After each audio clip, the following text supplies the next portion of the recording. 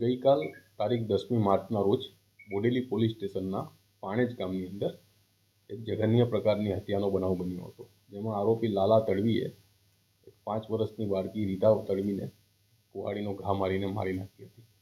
જેમાં પ્રાથમિક બાબત એવી આવી હતી અને આખો દિવસ ગઈકાલે એ વસ્તુ ચાલી પણ હતી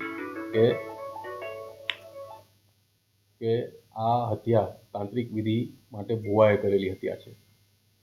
પણ ખરેખર સ્થળ તપાસ જ્યારે કરવામાં આવી અને સ્થળ તપાસ ઉપર આરોપીના પાડોશીઓના સ્ટેટમેન્ટ લેવામાં આવ્યા, તે વખતે વસ્તુ સ્પષ્ટ થઈ કે આ વ્યક્તિ કોઈ પણ પ્રકારનો તાંત્રિક કે ભુવો નથી, ના તો આ કોઈ ધાર્મિક વિધિનો જાણકાર છે.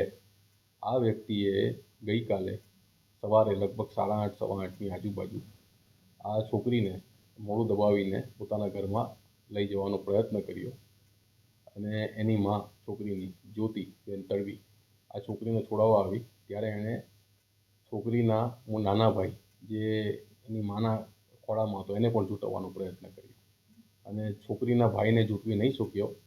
છોકરી રીતાને ઝૂંટવીને અંદર ફરિયાદી બેનની સામે લઈ ગયો. ગામના બીજા 2-3 લોકો ત્યાં ભેગા થઈ ગયા.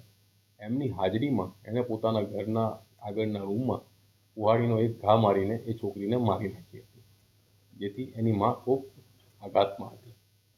હવે ઘરના જ એ રૂમની અંદર સાઈડ ઉપર એક મંદિર છે, જે મંદિર ઉપર પણ આ જે લોહીના છાંટા ઉડ્યા હતા, કેમ કે ખૂબ ફોર્સથી લોહી ઉડ્યો હતો.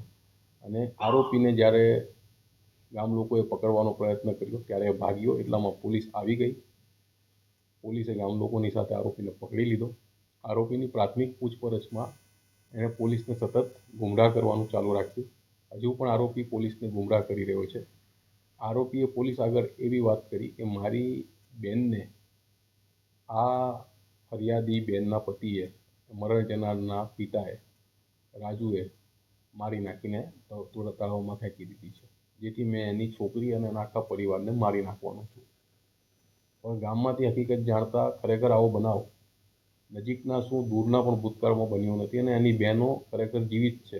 એક બેન અમદાવાદમાં છે, એક સંખેડામાં છે. છતાં એણે આ વાત ઉપજાવીને પોલીસને ગુમરાહ કરી.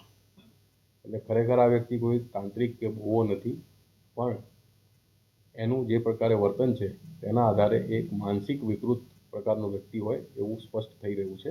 અને માનસિક વિકૃતિમાં જ એણે આ હત્યા કરી હોય તે બાબત સામે આવી રહી છે. અત્યારે આગળની તપાસ ફોરેન્સિક એંગલથી અને પોલીસના એંગલથી ચાલી રહી છે અને ઝડપથી આની ચાર્જશીટ કરવામાં આવશે.